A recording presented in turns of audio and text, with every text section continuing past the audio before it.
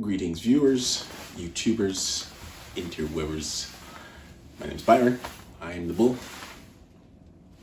This is my foodie channel. In this week's episode, I am going to do a Chick-Fil-A inspired chicken sandwich. It's going to be kind of like a 4-step process. So initially, I'm going to cut and brine the chicken. I'm going to make a sauce for like a kind of knockoff of the Chick-fil-A sauce. I'm going to season the breast, and then I'm going to cook and we will eat. So that is going to be the flow for this video. Excuse me. As always, this is YouTube. If you like the videos, leave likes. If you have comments, leave comments. I'll try to get reply back to you. Share these, and we can grow this channel. And without further ado, the video. Okay, so getting started, I'm going to just trim up the chicken a little bit and get some of this fat off of here. And then I will demonstrate how I cut the chickens in half. They were laid flat. You're obviously going to want to use some caution, and a sharp knife helps out here too.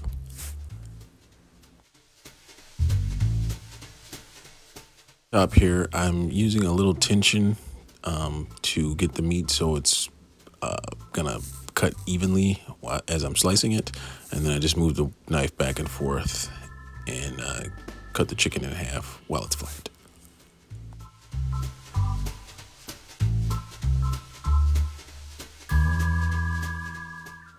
And then we're gonna repeat that process for our second breast.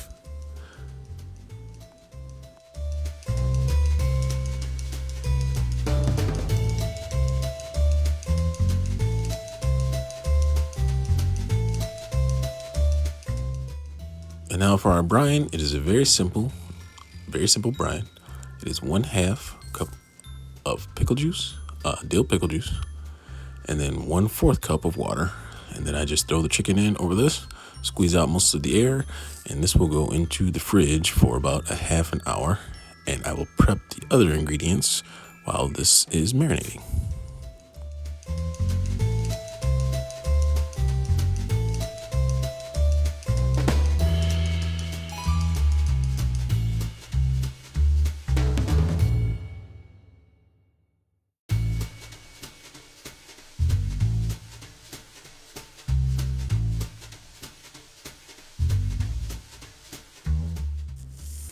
Now I'm going to prep the Chick-fil-A inspired sauce. This is a 1/2 cup of mayonnaise,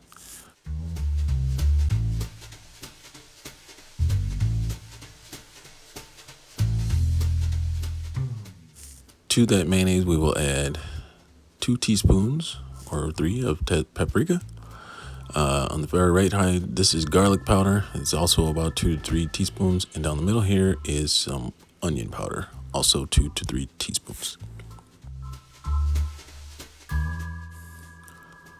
Some alternative condiments too. We are going to add some barbecue sauce. This is personally Sweet Baby Ray's, some Dijon mustard, and then on the bottom here is a little bit of yellow mustard. It's 1 tablespoon each of the mustards and about 2 tablespoons of the barbecue. And finally, we will add in a little lemon juice, and there are about 2 tablespoons here. We are going to combine everything in no particular order, and we will mix thoroughly with the whisk. Then we will put this into the fridge with our marinating chicken, and we'll do some more prepping.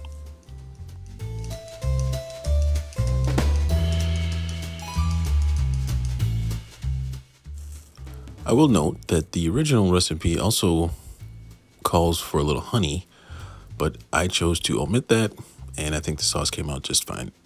You do the sauce how you like your sauce.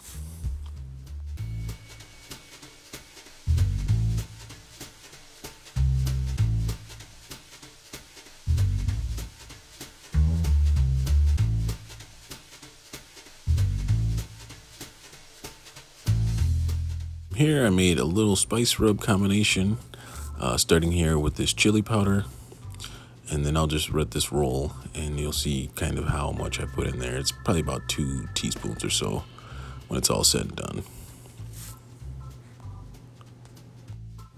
And what I like about the chili powder is it's spicy, but it's not necessarily hot.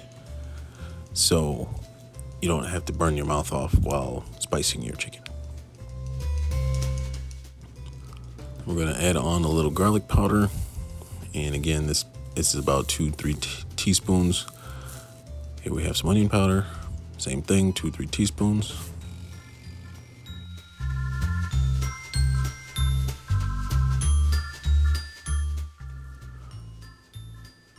Also add a little paprika, which again is a spice that's not very hot.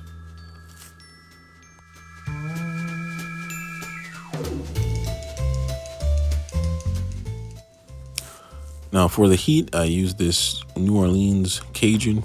It's got some decent spices in it, and I only use a tiny bit because I don't want it too spicy.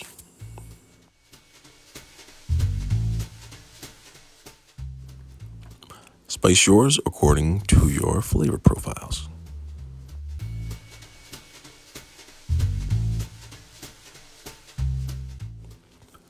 And this is the spice mixed.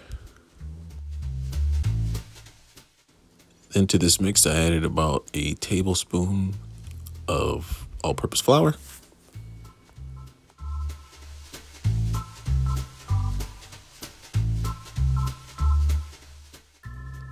And then I add about 2 teaspoons of cornstarch and mix thoroughly.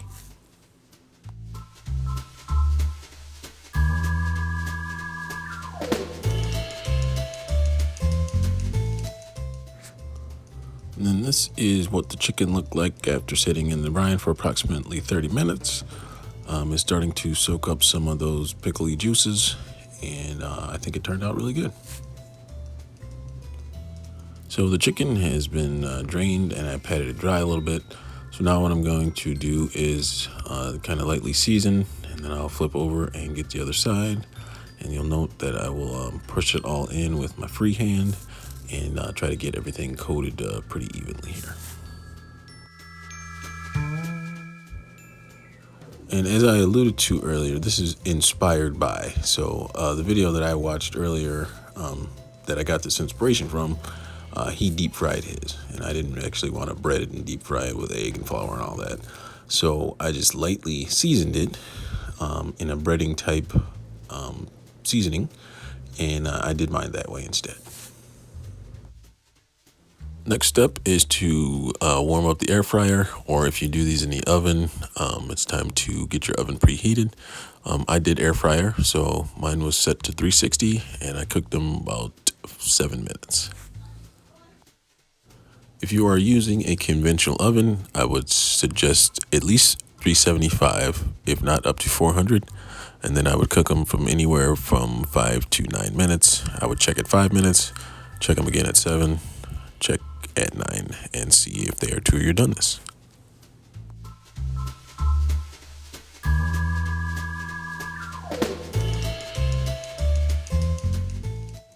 So gonna load these up, and then I will give them a spray of some olive oil nonstick, and that will help them to crisp up a little bit.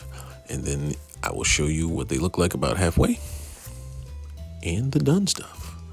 If you enjoyed this video, drop some likes, leave comments in the comments, share, tell your friends, neighbors, relatives. Have a good night.